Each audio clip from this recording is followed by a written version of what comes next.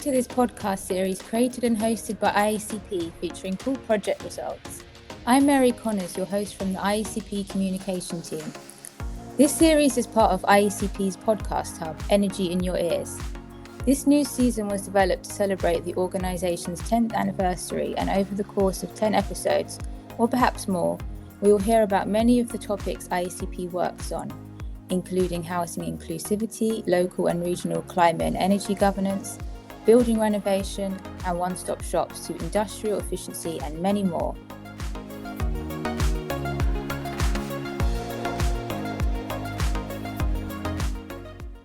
In this episode, we are joined by Suze Gehem, the founder and managing director of the Groene Grachten, or DGG to those of us who struggle a bit with the Dutch pronunciation, to hear her story about the formation of DGG and its mission to make historic buildings in the Netherlands green again.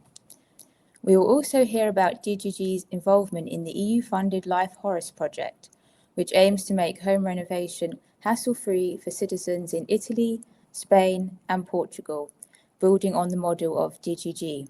Great to have you here, Suze. Could you briefly introduce yourself and what brings you here today? Yeah, thank you for inviting me on this podcast, Mary. My name is Suze, and indeed I am the founder of the Groene Grachten, which translates into the Green Canals. And we're named the Green Canals because we literally started a few hundred meters from where I'm at this moment in our office in the city center of Amsterdam. 13 years ago, we decided to launch a project aiming to make a few historical buildings sustainable, because we believe like if we can manage to do it over here, then it can be done basically anywhere. I am an engineer from the TU Delft, Technical University, and I also studied in Paris at the École Centrale de Paris.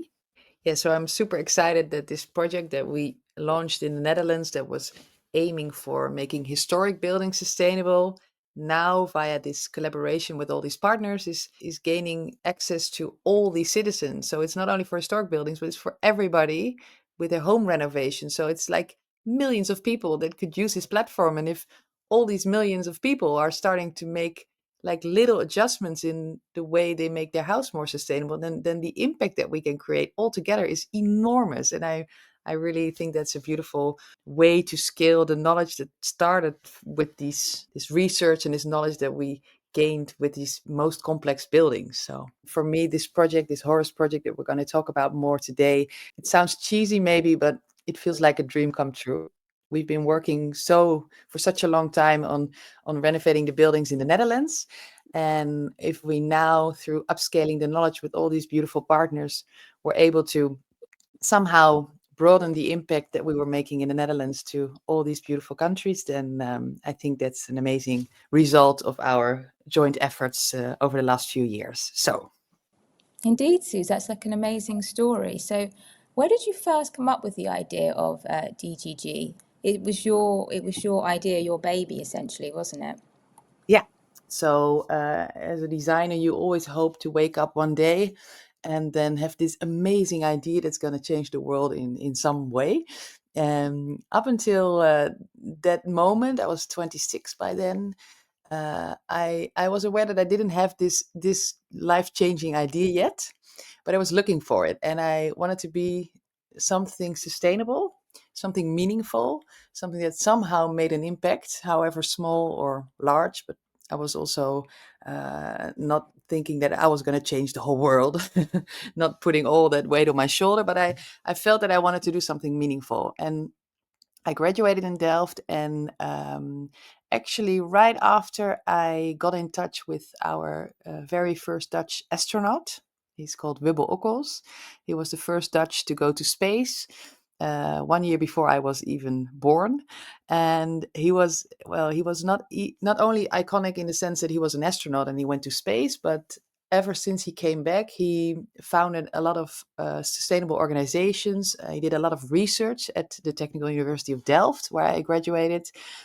At that time, 2012, he had this idea of the Groene Grachten, of the Green Canals, and he said, like, well, if we manage to make a few of these incredibly difficult buildings sustainable, because they're heritage and we want to preserve them, that's the main goal, preserving this heritage, but if we can add a new layer to it and make them sustainable, then it leverages so much, because then we if we manage to do it in this incredibly complex situation, then well, maybe it can be done anywhere. So that became our slogan from the beginning. So if we manage to make sustainable or historic buildings sustainable, it can be done anywhere. And at that time, he was looking for a young person to found this project, this idea with. And I was introduced by a good friend to him. And I immediately knew from the moment that we spoke, like, this is my future. This is the idea that I'm gonna put my all my energy into. So that's how we started. And then we launched our project, and it was a research project from the beginning. So we've been working with a lot of partners for over 2 years. We didn't even have in mind that it was going to be a whole organization. We were project oriented. We wanted to demonstrate like it can be done, because we had to show it, because it wasn't done before. Yeah, and then along the way we started also building the organization around it. And I'm super excited that we're now a solid team of 25 people working day in, day out on these beautiful buildings. I couldn't even imagine that we would do these projects that we're doing now. Yeah, indeed, very incredible, and it's nice coming together. So what's been your favorite case with DGG, or your most memorable experience? Oh, that's like asking a parent, like, which child do you prefer most? It's really tough to make it. Well, we started with 6 canal houses, the very first project. It took us 2 years. So we've been researching, like, how can we heat these buildings? How do we insulate them? What happens to the inner climate if we insulate it? What type of materials do we use? Could we extract the energy, for instance, from the water of the canals? So we took 2 years, like, to completely renovate the first project. So that's always going to be one of my favorites, because it's where it all started, where we learned incredibly much. Um, but then, like, with the slogan, if it can be done here, it can be done anywhere. Other people started coming towards us, like, okay, so you did this thing with the canal houses. Can you also do it with fortresses, maybe? So, with the province of Utrecht, which is in the center of the Netherlands, we started a project on renovating fortresses. Well, completely different situation, geographically, but also the conditions of the buildings, the material usage, etc. So we started, like, exploring all these typologies. For instance, there are a lot of farms, old farmhouses in the Netherlands. Also, a very different typology from the canal houses in the city of Amsterdam. Um, and I think we're learning along the way. Like, each project is incredible, because we get to grasp all these elements, and like, it's like puzzles, basically. Like, how can we fit the puzzle together?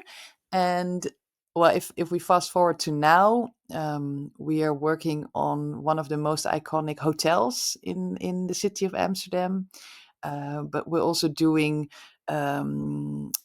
theater buildings in the south of the Netherlands. We're working on windmills, very typical Dutch, as you can imagine. But they are also, like, telling a story, because the our cities were built with the wood that was sewed in these mills, for instance, and now they're becoming a museum and a conference area, etc. So the interesting thing of these old buildings is often they were built with a specific purpose, and they changed the functionalities along the way, because all these buildings, also along the canal houses, they were never built for housing people, or but they were used for stocking all the food and the things that brought the ships from all over the world into the city of Amsterdam. So it's really beautiful to see how the restoration of the buildings and the transformation to new functionalities also gives opportunities to make these buildings also more sustainable, because then you have to change also for instance, the heating system, because it's a different demand that you have when you want to live somewhere than if you want to store some products that came from the other side of the world that need to be dry, for instance. So it's very beautiful that we sort of get to to find solutions specific for the needs of a specific building. And then, yeah, I can't choose one out of all these beautiful buildings, but they're, well, I'm very proud that we're now working on the one of the biggest theaters of the Netherlands. It's called Carré. It's the Koninklijke Theater Carré, and it's a building that everybody knows, and it has this history, this, I don't know, and it's still the most beautiful venues, the most beautiful shows are hosted there, and we can add this layer, that make it future proof, and I think that's a beautiful thing to do, that we can add a layer on this heritage, because it's Yeah. And it's amazing that you get to work with all these kind of unique buildings as well, isn't it? Sort of adding your layer of history on top, which is amazing. totally. We're now working on the Rembrandt House, so it's the museum of Rembrandt, and think of it, it's like the whole building itself is a museum. People come from all over the world to the Rembrandt House, and we can add something to that. Well, it's like, I don't know, it's beautiful, I think. Yeah, and just a great mission, like to make these buildings more sustainable. It's because they're very important, of course. So it's great that you can also make them green as well. Yeah. Yeah, so up until today, it's a privilege to work on these beautiful buildings. It's like, I don't know, and if it's an inspiration, to all these other type of buildings that are easier than the monumental buildings, then the leverage of what we're doing in these buildings there. Well, some people call it maybe like, well, how many historic buildings are there? Well, there are 140,000 in the Netherlands, and they have a above average energy consumption. So the leverage of making them more sustainable is higher than any other building. But moreover, if we show it with a monumental museum, then a normal museum can easily do the same thing or even better. So it's sort of yeah, creates a movement also in communities of like-minded typologies, because there are a lot of churches. Well, they're not all they're not all historic, not all sustainable. There are a lot of musea, there are a lot of cultural venues like theaters, etc. So schools, for instance, not all schools are historic, but if the historic ones are sustainable, then the not historic ones can more easily start doing a similar thing. So they have a sort of example function, I think, and I really like that. Yeah, indeed, it's great. So how does it work? Do the Rembrandt House, like, do they approach you or do you approach them? Most of the time, people approach us because we are pretty busy with all the projects. We've done a few thousand now already in the Netherlands of these 140,000. So we're like doing a good job, but there's still a lot to be done. So the Rembrandt House approached us, for instance, because they heard of other musea where we also worked, and that's always. I think the word of mouth is always a very good thing. Also, not even on the part that people want to involve us, but um, if your neighbor has solar panels, it's more likely that you, as a neighbor, are like, so how does it work? And is it something maybe for me? So it inspires people who can relate to the context of the other person. So um, I think in the whole sustainable, so I think 13 years ago we needed to set one example, because it was like completely new, and now it's more like, can people relate to the type of project that I am also working on, or that I wasn't even sure about that it was an option. So that's also why I really love the project that we're doing now with you in Europe. In scaling the knowledge, because we've been ever since the start of our organization, we've been basically putting all the knowledge in a big database. So we've been organizing all the information that we had on heat pumps for all these specific typologies that we just spoke about, because it's different in a church than it is in a farmhouse, than it is in a canal house, and not even on the scale, but also in the way you implement the measures. So we've been gathering all this knowledge for years and for years, not only the technical part, but also because in the Netherlands you need a permit in Amsterdam, but if you want to make your sustainable renovation in Maastricht or in Utrecht or in The Hague or in Rotterdam, then there's often different regulations. So also the regulation part, we automized all of that, so you can immediately see, like, if I want to insulate this and this wall, do I need to ask for a permit or not? But also, if there are subsidies or financing schemes or other elements that you would want to know upfront in order to make a better estimation if something is feasible for your own situation. So we started building a platform, and where you can basically browse through a 3D modeled house, a typical house. The first one, of course, obviously was a canal house. It was literally inspired by our very first project. But along the way, we started developing all these typologies for different types of houses, because a house from the south of the Netherlands has a very different style and architecture. So you need also different measures put in place there, but also a theater or a church. Or so we started making typologies on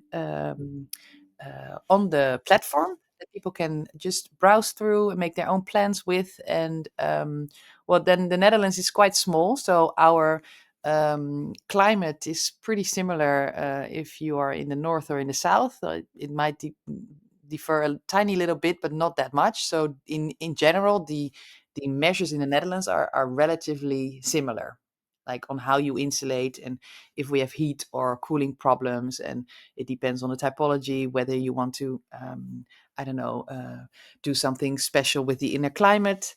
A museum, for instance, with all these art has a different demand than, I don't know, a farmhouse. So we've been building on this platform, and that makes our knowledge accessible to a broader group than only the monumental buildings. And we've created so many typologies only in the Netherlands alone, with all these regulations of over 55 municipalities and all the financing schemes, etc. And we really wanted to find a way that we could scale the knowledge that we gained, because it's basically an approach and a way of structuring all the components that you need in order to find your own solution for your house or building or whatever. And that's why we were so excited that we started working with FCT Nova, University of Lisbon. It's already a few years ago, because they approached us. It was during the COVID pandemic, basically, and there was this European project from EIT Climate Kick, and they were interested in seeing whether we could maybe scale the platform that we had in the Netherlands towards other areas in Europe. And relatively quick, I think within 1 year, we already managed to create the first, because we have several platforms now running in the Netherlands. But the main platform, we could quite easily scale it already to Lisbon and to Slovenia, so to the whole of Portugal and Slovenia.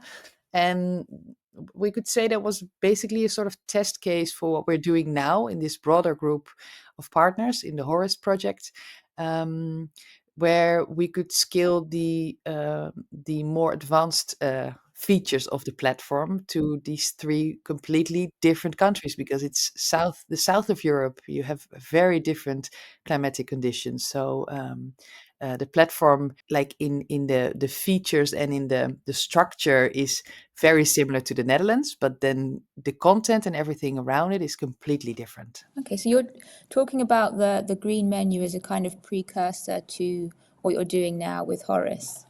Yeah, because the green menu is a very good starting point, so people can just browse through. They can click on a 3D model of a house, and then they can see all these different elements. And then after a while, we saw a sort of movement in the Netherlands from. So in the beginning, people were just wondering, like, so what is even possible? Because it seemed so complex. So what are the options that I have? And the question or the demand to us changed relatively quickly after a few years to, okay, so now can I make my own version of this plan? So I see what's possible, but what can I do myself? So we started developing a self-scan module. So people themselves, they go through a series of questions. It's very visually oriented, and you just you fill in like how many square meters your house is, what type of windows you have, what type of heating system, etc. And then it sort of pre-selects already a whole bunch of options that you could consider, and you can even make some calculations and see like, oh, is this very interesting for me or not, and then you can select them or not, and you create your own plan. Basically, we've now been working together with this whole group from all over the south of Europe, basically Italy, Spain, and Portugal, with the consumer organizations, with technical institutes, with all these different organizations that have in-depth knowledge on how to make houses sustainable in general, and also how can we reach all these people that could benefit from such a tool. And been working now for 1.5, something like that, on assessing all these different elements that I just spoke about that we've been researching in the Netherlands. So what types of systems could we consider if you make a house in Portugal sustainable, or in Italy, or in Spain, or what type of materials can we implement in the tool, because we need, well, different types of insulation maybe than we would need in the Netherlands, and also all the technical knowledge behind it, but also the financing schemes, the way the countries are organized are different. So also the way we work with the permits and the local governments, for instance, is in Netherlands very different from in Portugal or in Spain or in Italy. So we've been gathering all this information in a similar structure as we did in the Netherlands, and now they will be. Well, I heard that the last testing round is doing amazing, so I'm so excited that we're now gonna launch this self scan, this green menu in all these countries, and they are completely different from. The self scans in the other countries, because they are tailor made really for the local context of the country itself. So Indeed. And what do you think the project will bring to citizens in these countries, in Italy, Spain, and Portugal? the platforms itself will provide a sort of access point for people that want to make their house more sustainable, or at least they want to know how to do it or make first steps. And so if you enter the platform, you gain immediate access on more than 100 different sustainability measures, but not like overwhelming, but in a sense of helping you through a sort of decision making process. So it basically simplifies a bit what steps you could take if you want to make your house more sustainable. You see what are the quick wins. You see what is a more complicated measure, or you can make a plan where you will do some things now and other things later on. Of course, what we also of course did is what I just explained a bit, is like the adaptation to the regional context. So the architecture in Italy is very different from Spain or Portugal or in the Netherlands.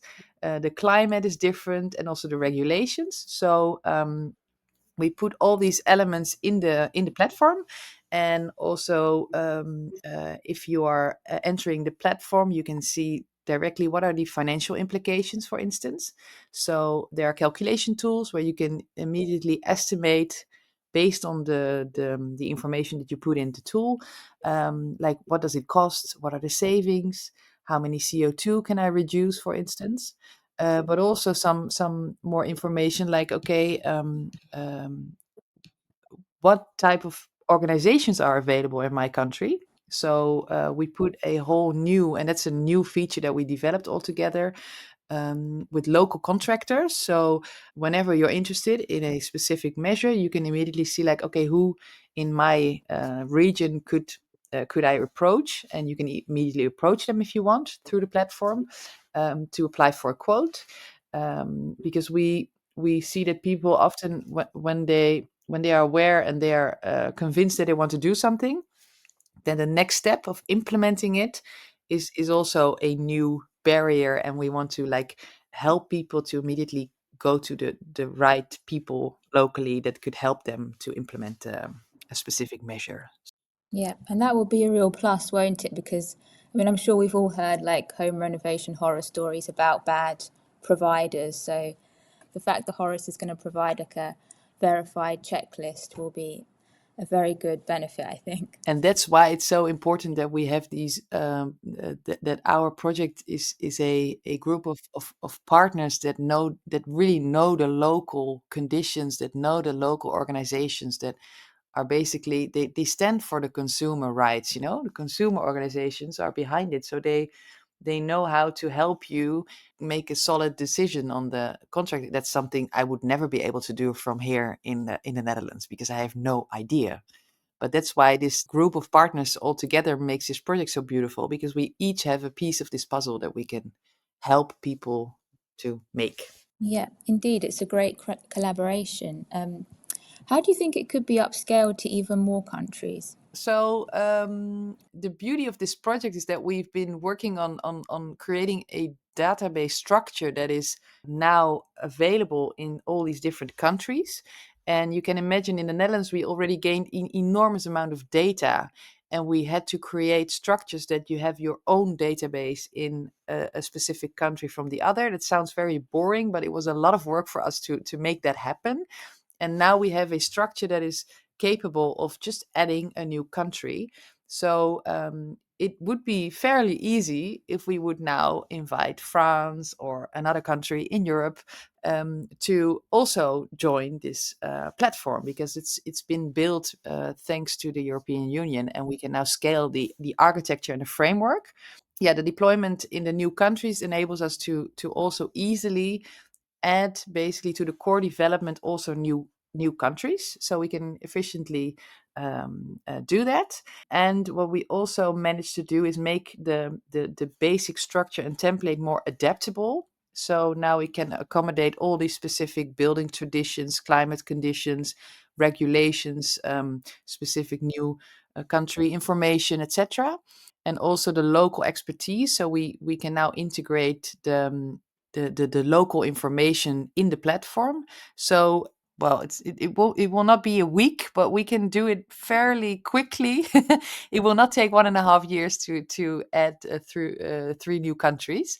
I think we can do it in 2 months, basically. So that's really amazing. Yeah, it is. Wow. Well, fingers crossed, it all takes off quickly. Right? I think so. And this type of knowledge should be freely accessible to everyone who wants to start doing something, because it's like we have such a big energy transition ahead of us, and we are all part of it somehow. And I really like the idea that we give people tools so they can at least start making their first steps. And that's what we've been working on. And I think the platform enables people to locally start contributing in their own way, because they get the tools in their hands, basically. Yeah. Yeah, it empowers them essentially, doesn't it? Yes, totally. It's empowerment for me. Yeah. And finally, do you have some advice for people wishing to launch a startup? Oh wow, a startup. Well, I actually I wasn't.